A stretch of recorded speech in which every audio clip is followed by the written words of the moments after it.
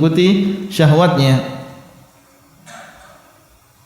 Wa qala sallallahu alaihi wasallam, "Wa ma lam tahkum a'immatuhum bi kitabillah wa yatakhayyaru mimma anzalallah illa ja'alallahu ba'sahum bainahum." Tidaklah penguasa meninggalkan berhukum dengan Al-Quran dan meninggalkan memilih dari apa yang Allah turunkan. Artinya dia tidak berhukum dengan apa yang Allah turunkan.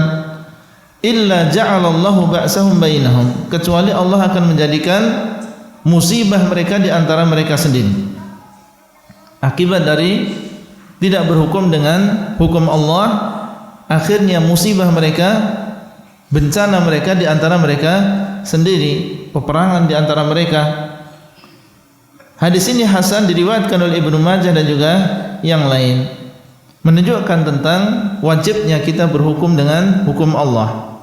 Dan hukum Allah jangan dibatasi hanya sekedar menegakkan hukuman bagi orang yang mencuri, orang yang berzina, ya, orang yang melakukan homoseks. Karena sebagian orang mengatakan hukum Allah adalah ya menegakkan hukuman-hukuman tadi. Kita katakan hukum Allah lebih luas daripada itu. Hukum Allah masuk di dalamnya masalah akidah. Kita harus berhukum dengan hukum Allah. Dalam masalah akidah kita ambil dari Al-Quran dan juga Sunnah. Masalah ibadah kita juga harus berhukum dengan hukum Allah. Masalah akhlak juga demikian, harus berhukum dengan hukum Allah. Jadi hukum Allah bukan hanya sebatas dengan penegakan hukuman kepada orang yang bermaksiat. Kaifa naruddu su'ala syaitan man khalaqallah? Bagaimana kita menolak ucapan syaitan, pertanyaan syaitan ketika dia mengatakan siapa yang menciptakan Allah?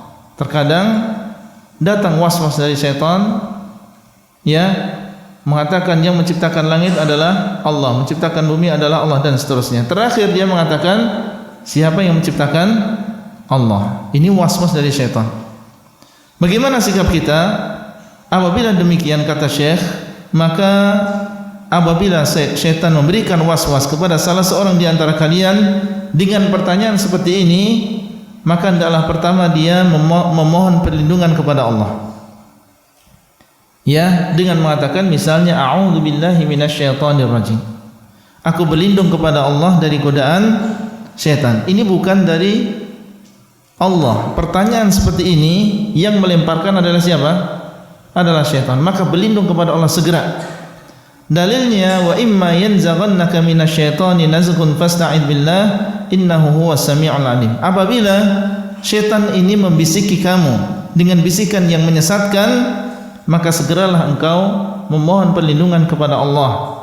Sesungguhnya Allah dialah yang maha mendengar lagi maha mengetahui. Segera. Dan insyaallah biiznillah, apabila seseorang mendengar bisikan seperti ini, apabila dia mengatakan a'udzubillahi minasyaitonirrajim, rahmukallah, dengan sidq, sungguh-sungguh, maka Allah akan menjauhkan dia dari setan. Dia akan pergi biiznillah. Ya. Kemudian Rasulullah SAW telah mengajarkan kepada kita apabila cara untuk menolak tipu daya syaitan ini.